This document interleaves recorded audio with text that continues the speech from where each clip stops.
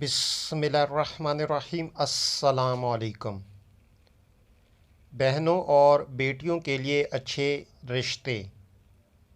حضرت رسول خدا صلی اللہ علیہ وآلہ وسلم نے ارشاد فرمایا، جو شخص سورہ احزاب کو ہرن کی کال پر لکھ کر تنگ منہ والی بوتل میں رکھ کر گھر میں رکھے تو اللہ تعالیٰ کے حکم سے اس کی بہنوں، بیٹیوں اور دوسرے رشتہ داروں کی شادی کے لیے اچھے رشتے آئیں گے، خواہ یہ انسان غریب ہی کیوں نہ ہو۔